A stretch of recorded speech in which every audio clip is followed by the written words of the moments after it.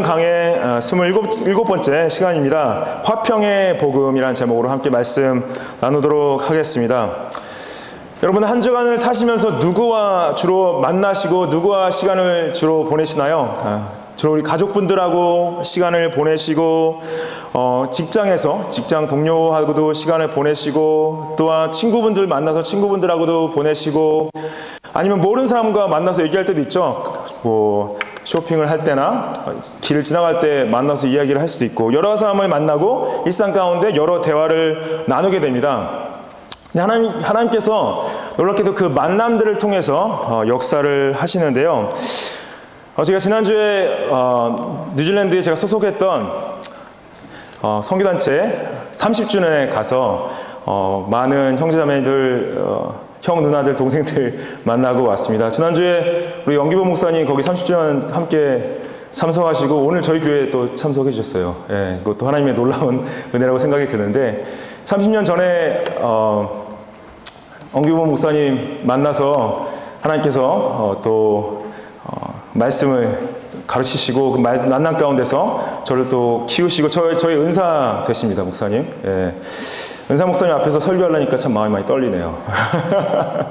근데 이 만남을 통해서 하나님께서 역사를 하시는데, 제가 20년 만에 만난 분도 계시고, 그러니까 20년 만에 만나니까 그 청년 때 만나고 지금 만나니까 지금 다 결혼하고 아이들 있고 아이들이 다 커서 막 우리 애들이라고 만나는 거예요. 그러니까 너무 놀랍더라고요. 그리고 기억이 나는 게, 정말 함께 신앙생활 하면서 같이 정말 어떻게 보면 젊음을 예수님에 불태웠던 그 시간들이 기억이 나고, 또 딱 가니까 같이 모였는데 막 목사만 5명이 왔어요. 뭐 장로님도 계시고, 막 아동부 부장하시는 분, 뭐 학생부 부장하시는 분, 각 교회에서 같이 열심히 섬기고 계신데, 하나님께서 그 자리에서만큼은 그런 호칭이 아니라 이름 서로 부르면서 함께 교제할 수 있는 정말 귀한 축복의 시간이었고, 그 만남들을 통해서 하나님께서 역사하셨다고 생각을 합니다. 여러분들도 하나님께서 그 만남들을 통해서 사용하시는 많은 분들이 계셨죠. 오늘 말씀이 이 베드로와 고넬료가 만나서 그 만남 가운데 하나님께서 역사하시는 것을 저희가 보게 되는데요. 이 베드로는 예수님의 제자로서 사도였고, 고넬료는 그 이탈리아 사람으로 로마 군대의 백부장이었죠. 이 둘을 하나님께서 계획 가운데 만나게 하시고, 그 가운데 복음을 나누게 하시고, 고넬료의 가족이 구원을 받는 사건이 오늘 본문입니다. 이 본문을 통해서 하나님께서 예수 그리스도의 복음을 통해 어떻게 역사하셨는지를 함께 보기를 원합니다.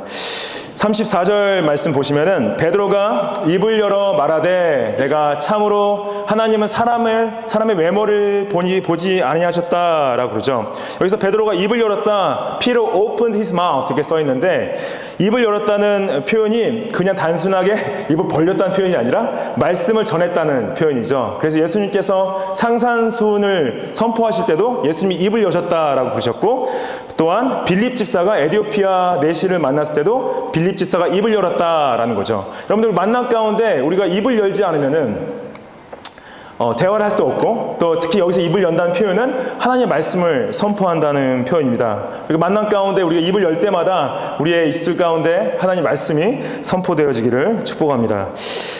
하나님이 사람을 외모로 보지 아니하신다. God shows no partiality. 이게 뭐냐? 베드로는 당시 유대인이었죠. 유다인이었는데 예수님으로 말미암아 예수님을 따르는 그리스도의 제자가 됐죠.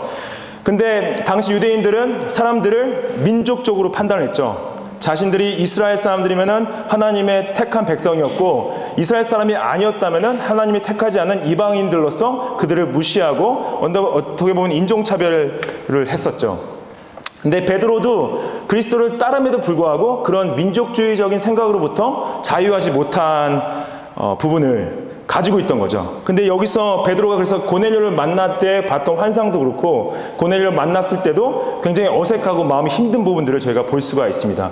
근데 이때 하나님께서 베드로를 통해서 보이시는 건 무엇이냐? 하나님은 사람을 배경으로 판단하지 않는 거예요. 외모로 판단하지 않는다. 우리의 피부 색깔이나 우리의 배경이나 우리의 어떠한 교육으로 판단하지 않으시고, 하나님은 모든 사람을 동일하게 보신다는 거죠.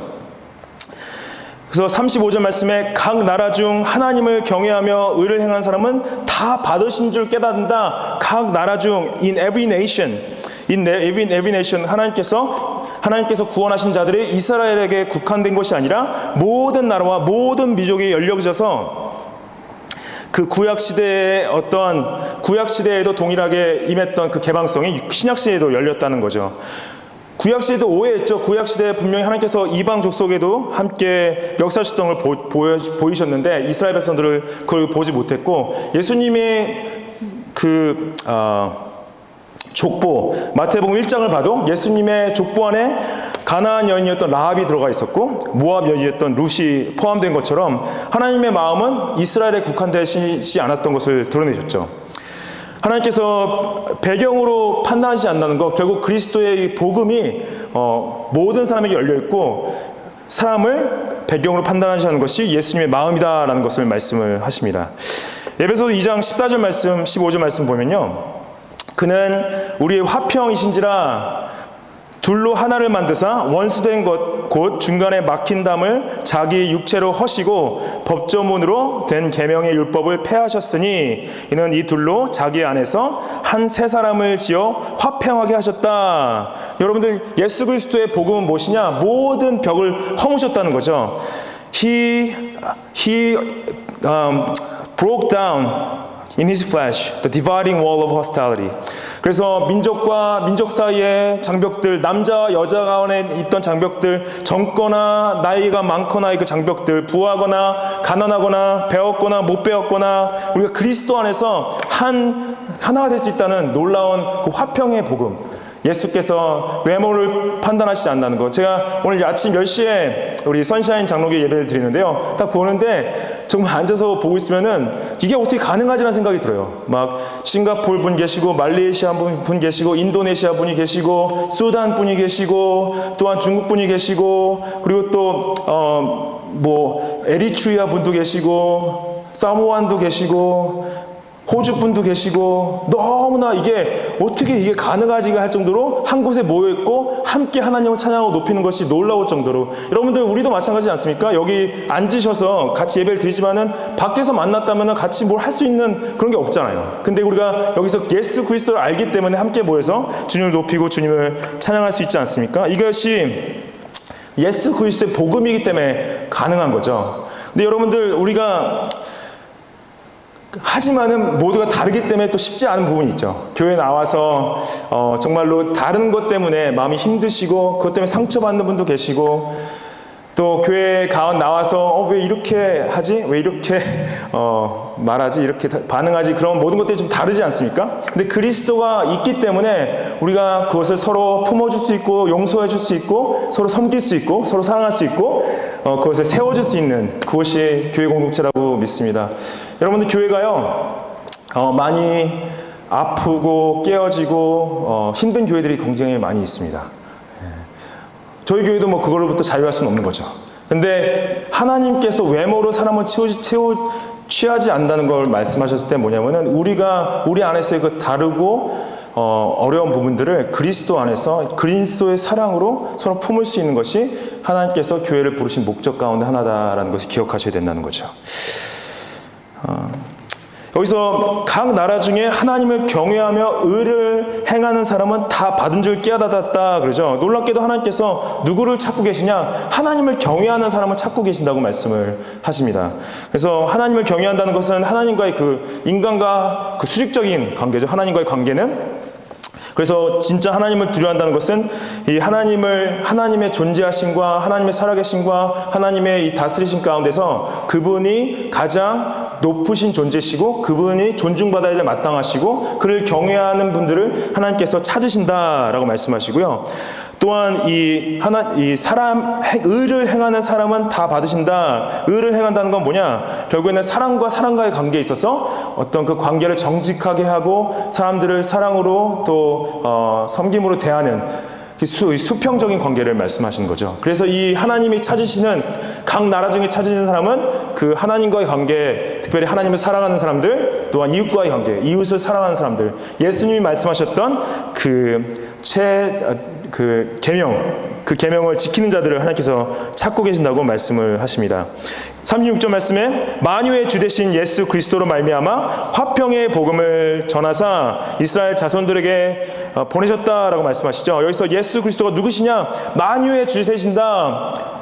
He is the Lord of all. Jesus is the Lord of all. 예수님께서 이스라엘의 주인만 되시는 것이 아니라 예수님께서 모든 족속과 모든 나라의 주 되신다. 모든 왕 중의 왕, 주 중의 주. 예수님께서 다스리시고 예수님 모든 사람에게 자신의 구원을 드러내셨다라고 말씀하시죠. 그래서 예수님께서 하신 것은 화평의 복음, 화평의 복음을 전하셨다. Preaching good news of peace. 화평의 복음은 무엇입니까? 가장 첫 번째로 왜 이게 화평의 복음이냐? 하나님과 인간 가운데 화평을 하나님께 예수 그리스도가 선포하신 거죠. 우리가 인간이 태어날 때부터 우리는 죄성을 가지고 태어나게 됩니다. 그 죄성은 무엇이냐? 단순하게 어떤 하나님 율법을 어겼다는 것을 넘어서서 하나님과의 관계가 깨어진 상태에서 태어났다는 것을 말씀해요. 그래서 그 아담과 하와가 하나님 앞에서 범죄했을 때 물론 단순하게 하나님의 뜻을 어겼다는 걸 넘어서서 하나님 관계가 깨어져서 에덴 동산에서 쫓겨나게 된 거죠. 그 이후에 그 원죄가 우리에게 전가됨으로 말미암아 모든 태어난 사람들이 하나님과의 관계가 깨어진 상태에서 태어나게 되는데 예수 그리스도가 그 십자가의 죽음과 부활을 통하여서 하나님과 관계를 회복하시는 그 화평의 복음을 선포하신 거죠.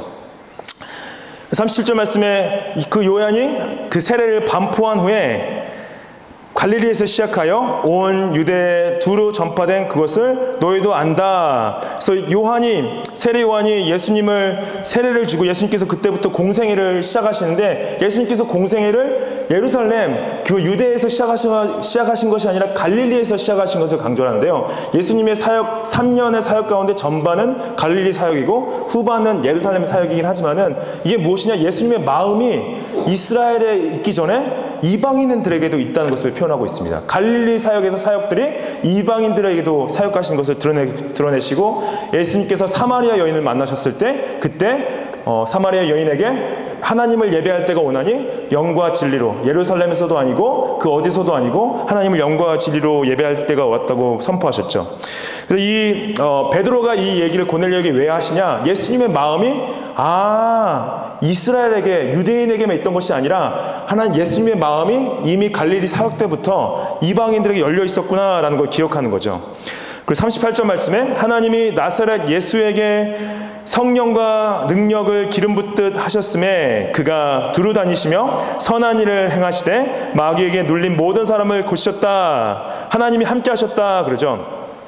예수님께서 특별히 나사렛 예수다라는 것은 뭐냐면 예수님의 배경이 굉장히 하찮은 천한 배경이 있다는 것을 말하는데 그것이 예수님께서 그 자신이 사역에 집중하시는 곳이 그런 사람들이 신경 쓰지 않는 그것을 말하고 성령과 능력으로 기름 붓듯 하셨다라고 그러죠. 예수님께서 사역을 하셨을 때 성령으로 사역하셨다. 성령의 능력으로 사역하셨다고 말씀을 하시고 또한 이것이 하나님이 함께 하셨음을 말씀을 하십니다. 여러분들 우리가 하나님의 그 일을 할 때요 우리의 능력으로는 할 수 없는 걸 아시죠? 제가 여기 앞에서 설교를 하는 것도 여러분들 제 능력으로는 제가 할 수 없음을 알고 있습니다. 성령께서 함께 하지 않고 성령의 능력으로 하지 않는다면 저는 앞에 서서 여러분들에게 말씀을 선포할 자격도 없고 선포할 능력도 없습니다. 철저하게 성령께서 나와 함께 하시고 그분의 능력을 의지하며 신뢰하며 할 때 그때 하나님께서 역사하시는 거고요. 하나님께서 함께 하시지 않으면 아무 의미가 없는 거죠. 근데 동일하게 여러분들의 삶 가운데서도 성령께서 함께 하시고 내주하는 성령께서 여러분들에게 능력을 주시고 계신 거 아십니까? 우리가 그 능력을 의지하고 우리가 따라갈 때 그렇지 나의 능력과 나의 힘으로는 할 수 없지만은 성령께서 나에게 능력을 주시가 내가 할 수 있지. 여러분들 하나님 함께 하시는 걸 믿고 신뢰하세요? 여러분들 우리가 정말로 혼자 있는 것 같고 아무도 알아주지 않는 것 같고 아무도 쳐다보지 않는 것 같고 아무도 신경 쓰지 않는 것 같을 때 하나님께서는 나와 함께 하시고 나를 붙들어주고 계시고 나를 인도하고 계신다는 것을 우리가 신뢰할 때요 여러분들 우리가 다시 일어나서 주님을 위해 달려갈 수 있습니다. 주님을 바라보며 우리가 그분을 섬길 수가 있습니다. 예수님께서 선한 일을 행하셨다라고 그러는데, 특히 베드로가 강조하는 게 두루 다니셨다는 거죠. 예루살렘만 계시지 않으시고 여러 지역을 다니셨고, 예수님께서 하신 선한 일은 무엇이냐? 마귀에게 눌린 모든 사람을 고치셨다라는 거죠. 이것은 마귀에 눌렸다는 건 뭐냐? 이 마귀의 지배 가운데 있는 사람들을 자유케 하셨다는 거예요. 이제 그들의 그 사단의 권세 가운데서 자유케 하시고 하나님 나라 가운데 들어가게 하시는 그 사역을 선한 일로 표현을 하는 거죠. 하나님, 예수님께서 특히 하신 선한 일은 무엇이냐? 하나님의 복음을 선포하신 거죠. 근데 이것을 이 제자들이 보고 선포하는데, 39절 말씀 보시면은, 우리는 유대인의 땅과 예루살렘에서 그가 행하신 모든 일의 증인이라. 이제 베드로가 예수님과 갈릴리 지역을 함께 다녔음에도 불구하고 자신이 본 것을 얘기하는데, 특별히 유대인의 땅 예루살렘에서 예수님께서 행하신 것을 본 것을 말하고, 그것을 자신이 증이다 말하죠. 이것을 이 화평의 복음의 내용이라고 이제 얘기를 하는데, 첫 번째 이들이 본 건 무엇이냐? 그들이 나무에 달아 죽인 것을 본 거죠. 그들은 누구십니까? 유대인들이 예수님을 십자가에 달아 죽였습니다. 이것이 왜 기쁜 소식인가? 왜냐하면 이거는 나무에 달려 죽은 것 자체는 저주거든요. 신명기 21장 22절 말씀 보시면은, 사람이 만일 죽은 죄를 범함으로 내가 그를 죽여 나무 위에 달거든 그 시체를 나무 위에 밤새도록 두지 말고 그날에 장사하여 내 하나님 여호와께서 내게 기업으로 주시는 땅을 더럽히지 말라. 나무 위에 달린 자는 하나님께 저주 받았음이니라 라고 하시죠. 신명기에서 말씀하신 건 뭐냐? 누가 죽을 죄를 범했을 때 십자가에 달아야 되는데, 예수님께서 죽을 죄를 범하셨습니까? 예수님이 말씀하신 것은 자신이 하나님의 아들이었다는 걸 선포하셨고요. 유대인들은 그것이 하나님의 이름을 더럽힌 것이다. 그래서 신성모독죄로 예수님을 십자가에 못 박은 거죠. 그래서 그들이 특별히 그 안식일이 오기 전에 밤새 두지 않기 위해서 죽은 이후에 바로 십자가에서 내렸죠. 그리고 장사했죠. 그런데 나무에 달린 자는 하나님께 저주받은 자다라고죠. 예수님께서 죄 없으신 분이 십자가에 못 박혀서 그 십자가에 달려서 죽으셨는데, 그 저주를, 하나님의 저주를 받으신 건데, 우리가 받아야 될 저주를 예수님께서 받으시는 것을 베드로가 설명을 하고 있습니다. 베드로전서 2장 24절 말씀에, 친히 나무에 달려 그 몸으로 우리 죄를 담당하셨으니 이는 우리로 죄에 대하여 죽고 의에 대하여 살게 하려 하심이라. 그가 채찍에 맞음으로 너희가 나음을 얻었다. 그가 우리가 달려야 될 그 심판의 자리, 우리가 받아야 될 그 저주의 자리, 우리가 받아야 될 그 십자가의 죽음 자리 가운데서 예수님께서 우리의 죄를 대신 담당하신 것이 기쁜 소식이고 화평의 소식이다. 그래서 그와 함께 죽어서 죄에 대해 죽고 그와 함께 살아서 의에 대해 살게 하신 거죠. 이것이 우리가 전해야 될 그리스도의 기쁜 소식이라고 말씀을 하십니다. 또한 그 화평의 복음의 내용은 무엇이냐? 사도행전 10장 40절 말씀 보시면은, 하나님이 사흘 만에 다시 살리셨다라고 그러죠. 다시 살렸다. 부활이, 그리스도의 부활이 우리에게 기쁜 소식인 거죠. 고린도전서 15장 33절 14절 말씀 보시면요, 만일 죽은 자의 부활이 없으면 그리스도도 다시 살아나지 못하셨으니라. 그리스도께서 만일 다시 살아나지 못하셨으면 우리가 전파하는 것도 헛것이요 또 너희 믿음도 헛것이다 라고 말하는 거죠. 부활은 무엇입니까? 부활은 예수 그리스도가 그 죽음의 권세, 사단의 권세를 이기신 사건이죠. 부활은 무엇이냐? 예수님께서 우리에게 진정한 미래의 소망, 영생의 소망, 부활의 소망을 약속하시는 거죠. 그 기쁜 소식, 우리가 이 사도들이 예루살렘에서 보고 증인으로서 그리스도의 죽음과 그리스도의 부활을 전파하는 거죠. 본문의 41절 말씀에 모든 백성에게 하신 것이 아니요 라고 시작하는데, 이건 뭐냐? 그것을 예수 그리스도의 부활을 보게 하신 것이 모든 사람에게 보이신 것이 아니라 하나님께서 미리 택하신 증인들, 곧 죽은 자 가운데서 부활하신 후 그를 모시고 음식을 먹은 우리에게 하신 것이라 라고 말씀을 하십니다. 그래서 하나님께서 예수 그리스도가 부활하게 하시고 예수 그리스도가 나타나셨을 때 모든 사람에게 나타나지 않으시고 몇몇에게만 나타나셨다고 말씀하시는 거죠. 근데 고린도전서 15장에 몇 명에게 나타나신지 말씀하시는데 고린도전서 15장 5절 말씀 보시면은 게바에게 보이시고, 베드로죠. 게바에게 보이시고 12 제자에게와 그 후에 500여 명에게 형제에게 일시에 보이셨다. 그중 지금까지 대다수는 살아있고 어떤 사람들은 잠들었다라고 말씀하시는 거죠. 그래서 베드로가 말했던 그때 우리가 하나님께서 미리 예정하신 사람들에게, 그 증인들에게 나타나셨는데 예수님께서 500명 이상에 나타나셨다. 지금 이 고린도전서가 쓰여질 때쯤은 결국 부활하고 승천하신 이후에 한 30년 40년 지났다고 봤을 때는 이 고린도전서가 쓰여졌을 당시에 이미 그 예수님 봤던, 부활하신 예수님 봤던 형제자매 중에서 죽은 사람도 있었고 아직 살아서 이 편지를 읽었던 사람들도 있었다는 거죠. 그래서 이 부활의 증인으로서 베드로가 내가 받고 예수님의 죽으심을 받고 예수님의 부활하심을 목격하고 내가 그것을 너에게 증거하러 왔다. 이 기쁜 소식을 증거하러 왔다라고 말씀하십니다. 여러분들, 물론 당시 베드로와 사도들은 그걸 직접 목격했고 그것을 전했죠. 그것을 성경으로 남겼고요. 근데 여러분들, 이 하나님께서 미리 택하신 증인들이 여러분인 것도 아십니까? 우리 모두가 예수 그리스도가 택하신, 예정하신 증인들인 걸 아세요? 여기에 앉으셔서 이 말씀을 들으시고 이 하나님께서 주신 이 성경의 말씀을 통해서 여러분들에게 동일하게 그리스도의 죽음과 부활을 선포하기 원하신다는 거죠. 하나님 나를 예정하셨다고? 나를 그리스도의 증인으로 예정하셨다고? 저는 여러분들 모두를 하나님께서 예정하셨다고 믿습니다. 우리가 한국에서 태어나서 아니면 여기서 태어나서 여기 멜번 땅에 와서 사실 수 생각하셨어요? 매번 서북에 오실 줄 아셨어요? 여러분들, 하나님의 주권적인 계획 가운데서 하나님께서 이 땅에 부르셨고요. 여기 오셔서 같이 함께 예배하시는 목적이 있고, 그것이 하나님께서 우리를 통하여서 예수 그리스도의 죽음과 부활을 선포하시기 위해 증인으로 세우셨다는 증거입니다. 이 땅에 복음이 필요하고요. 여러분들의 만남을 통하여서 그리스도가 역사하십니다.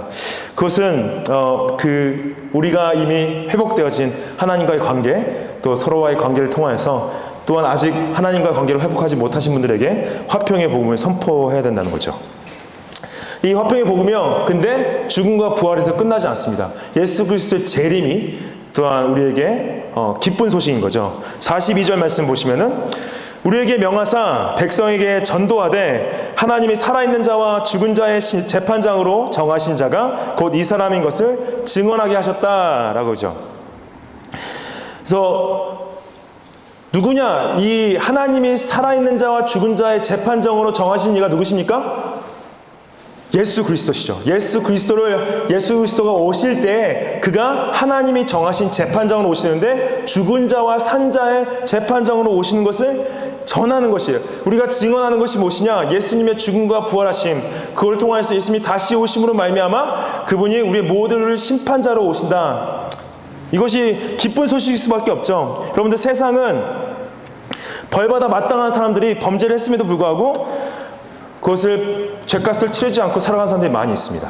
그렇죠? 우리가 전쟁을 일으킨 사람들, 억울하게 사람을 죽인 사람들, 근데 그 사람들이 뻔뻔하게 눈을 뜨고 세상에서 성공으로 달려가는 사람들이 있죠.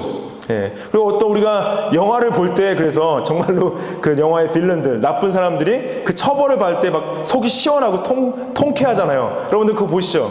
정말 그래서 영화를 보면 항상 빌런들이 있죠. 그 빌런들이 그 주인공에게 처벌을 당할 때 우리가 그거를 통쾌함으로 보지 않습니까? 여러분들, 예수 그리스도가 오시면요, 예수님이 최고의 심판자로 오셨을 때 여러분들 우리가 세상 통쾌함을 누리게 될 거예요. 그분이 오셔서 이 땅에서 마땅히 처벌당했던 사람들이 처벌을 당하시는 걸 보시면서, 아, 그렇지, 우리는 능력 없고 힘이 없어서 그 사람들을 처벌할 수 없었지만은 예수님은 가장 큰 능력으로 그 모든 그 죄인들을 처벌하실 거지라고 말씀을 하시는 거죠. 근데 여러분들, 그거 넘어서 더 큰 기쁜 소식은 무엇입니까? 우리가 받아야 될 처벌을 받지 않게 되는 것을 말씀하시는 거죠. 고린도서 5장 10절 말씀을 보시면은 이는 우리가 다 반드시 그리스도의 심판대 앞에 나타나게 되어 각각 선악간의 그 몸으로 행한 것을 따라 받으려 함이라 라고 말씀하시죠. 여러분들, 여기서 예수님께서 말씀하신 것은 그냥 죄인들만 쓰는 것이 아니라 모든 사람, each person. We must all appear before the judgment seat of Christ. Each one may receive what is due for what he has done, whether good or evil. 여러분들이 선행을 하신 것, 악행을 하신 것, 죄를 범하신 것, 좋은 일을 하신 것, 이 모든 것들을 각자가 예수님 앞에서 각각 심판을 받게 된다고 말씀하세요. 여러분들 저는 여러분들의 마음을 읽을 수가 없습니다. 여러분들이 어떤 생각을 가지고 어떤 행동을 하는지 다 알 수는 없어요. 하지만 예수님은 다 아시는 거 아십니까? 여러분들, 물론 세상이 좋아져서 뭐 AI가 생기고 슈퍼컴퓨터가 생겨서 정말 방대한 정보를 다 담고 있지만은 예수님보다 더 많은 정보를 담고 있지 않습니다. 예수님이 가지신 정보는요, 여러분들 삶의 모든 것, 머리카락 숲까지 다 아시는 예수님이세요. 여러분들의 마음의 생각과 여러분들의 모든 행동들을 하나님께서 하나하나 일거수일투족 다 보고 계시고 기록을 다 가지고 계십니다. 여러분들 자신이 말한 것도 다 기억 못하시죠? 하나님은 다 기억하고 계세요. 근데 우리가 이것을 가지고 하나님의 심판대 앞에 섰을 때 우리가 부끄럽지 않은 자가 있습니까? 죄인이지 않은 사람이 있습니까? 그거는 어떻게 보면 예수님이 안에 없다면은 정말 가장 큰 슬픈 소식일 수밖에 없어요. 죽음보다 더 슬픈 소식은요, 예수님 없이 그리스도의 심판대 앞에 서는 거예요. 하지만 왜 기쁜 소식이냐? 그리스도 안에 있는 사람들은 그리스도의 의로 말미암아 죄의 용서를 받았기 때문에 그 심판대 앞에서 나의 의로 쓰는 것이 아니라 그리스도의 의로 설 수 있기 때문에 진정한 기쁜 소식이라고 말씀을 하시는 거죠. 여러분들, 그리스도 안에 그분의 의로 그리스도의 심판대 앞에 쓰셔야 됩니다. 그날은 꼭 올 것이고요. 여러분들, 산자와 죽은 자를 심판하러 예수님은 분명 언제든 오실 수 있습니다. 근데 우리는 우리 자신의 의로는 그분 앞에서 설 수가 없어요. 오직 예수 그리스도의 의로 쓰는 것이 진정한 기쁜 소식입니다. 43절 말씀에 그에 대하여 모든 선지자도 증언하되 그를 믿는 사람들이 다 그의 이름을 힘입어 죄 사함을 받는다 하였느니라. 이것을 왜 베드로가 예수님이 최고의 심판자로 왔을 때 심판자로 오시고 나서 이 말씀을 했냐? 그렇죠. 왜냐하면 그를 믿는 모든 사람들의 그의 이름을 힘입어 죄 사함을 받는 것이 가장 기쁜 소식이기 때문에 베드로가 이 말을 하고 있는 거죠. 44절 말씀에 베드로가 이 말을 할 때 성령이 말씀을 듣는 모든 사람에게 내려오셨다라고 말씀하십니다. 말씀을 듣는 가운데 성령께서 역사를 하시는 거죠. 근데 여러분들, 이게 중요한 것이 뭐냐? 베드로가 베드로의 능력으로 베드로의 말씀 가운데 그들을 구원한 것이 아니에요. 오직 성령께서 그들을 거듭나게 하시고 다시 태어나게 하시고 새 창조주물, 새집 피조물 되게 하셨기 때문에 그들이 구원을 받게 되는 거죠. 이건 절대적인 하나님의 은혜입니다. 예수님께서 니고데모를 만나셨을 때 요한복음 3장 5절 말씀에 예수께서 대답하실 때 진실로 진실로 내게 이르노니 사람이 물과 성령으로 나지 아니하면 하나님 나라에 들어갈 수 없다라고 그러죠. 그러니까 니고데모가 그럼 내가 엄마 뱃속에 다시 들어갔다 나올까? 라고 말하지 않습니까? 이것은 뭐냐? 성령께서 한 영혼을 거듭나게 하셔야지만이 그가 믿음과 죄에 대한 회개를 고백할 수 있다라는 걸 말씀하시는 거죠. 여러분들, 제가 설교를 잘하고 못하고가 여러분들의 구원을 좌지우지 않기 때문에 저는 설교할 수 있습니다. 제가 잘했기 때문에 누가 구원받는 것도 아니고 제가 못했기 때문에 누가 하나님과 멀어지는 것이 아니에요. 오직 성령께서 역사하셔서 여러분들 마음을 바꾸시고 그분께서 그 믿음과 회개를 은혜로 주셨기 때문에 구원을 얻는 것이지, 그것은 설교자의 능력에 달려있지 않는다는 거죠. 여러분들이 복음을 전하실 때도 마찬가지입니다. 여러분들이 복음을 잘 못 전했기 때문에 그 사람들이 믿지 않는 게 아니에요. 여러분들이 잘 전했기 때문에 그들이 믿고 예수님께 나오는 것이 아닙니다. 우리는 그냥 순종하는 거예요. 전도하라고 했으니까, 복음을 증거하라고 했으니까 그냥 순종하는 거죠. 근데 왜 우리가 못 전하냐면 계속 내가 나의 능력과 나의 힘을 의지하려고 하는 마음이 크기 때문에, 온전히 하나님을 의지하지 못하는 마음 때문에 나의 어떤 자존심과 어떤 나의 연약함 때문에 전하지 못하는 거죠.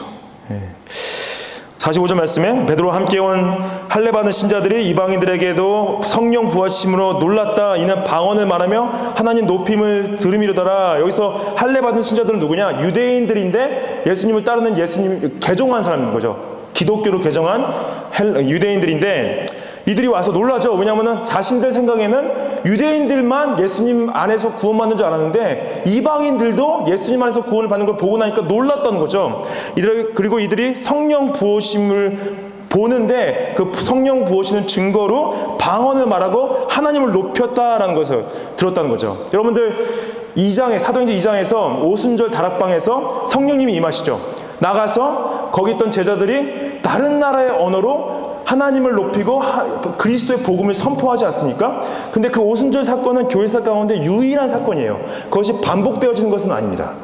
여기서 동일하게 어떻게 보면 그때 나타났던 현상들이 동일하게 드러나고 있죠. 이들에게도 성령께서 임하시고 성령께서 임하셨을 때 이들도 여기서 말하는 방언은 다른 언어로 말했다는 거예요. 다른 언어로 말하는데 무엇을 말했냐? 하나님을 높임을 말했다는 거죠. 근데 단순하게 어떤 다른 말을 했다는 것이 아니라 그들이 선포했던 것은 예수님을 믿습니다. 하나님을 높입니다. 하나님 찬양합니다. 그 내용을 담고 있었다는 거죠.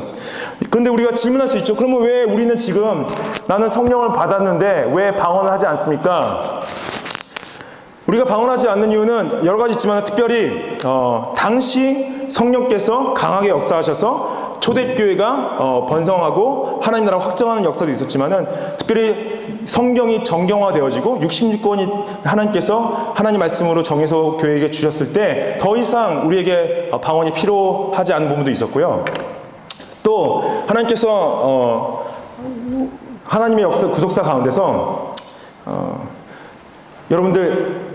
여러분들의 구원의 유일한 증거는 여러분들이 구원을 받았던 유일한 증거는 여러분들이 방언을 하고 안 하고 있지 않습니다.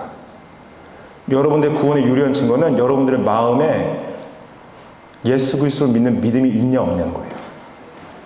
예수 그리스도를 믿는 믿음이 있으면은 그것이 여러분들이 구원받았다는 유일한 증거입니다.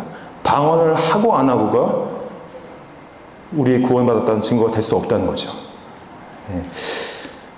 그리고 하나님께서 자신의 말씀을 선포할 때요, 다른 나라 언어를 계속 사용하고 계시는데 지금은 우리가 충분히 해석할 수 있는 능력도 있고 다른 나라 언어를 배울 수 있는 능력도 있고 선교사님들 중에 계속 성경을 번역하는 선교사님들이 계시죠.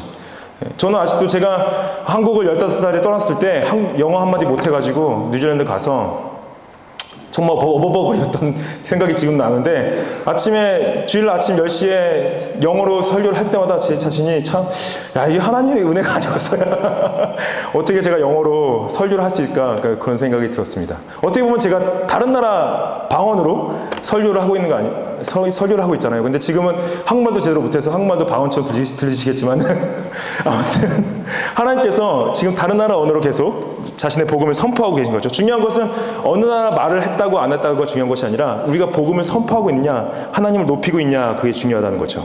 그리고 47절 말씀에 베드로가 이르되 이 사람들이 우리와 같이 성령을 받았으니 누가 능히 물로 세례 베품을 금하려 세례를 베풀라 말을 하십니다. 여러분들, 우리가 교회의 목적이 뭐냐, 교회의 기능이 뭐냐, 교회의 기능은 뭐냐면요, 복음을 선포하고 세례를 주는 거예요. 세례를 준다는 것은 예수 그리스도의 새 언약의 증표를 주는 것인데, 이 증표가 하나님의 가족으로 들어오는 증표고요, 그리스도 안에서 그 유형교회, 이 교회의 일원으로서 하나가 된다는 공적인 선포입니다.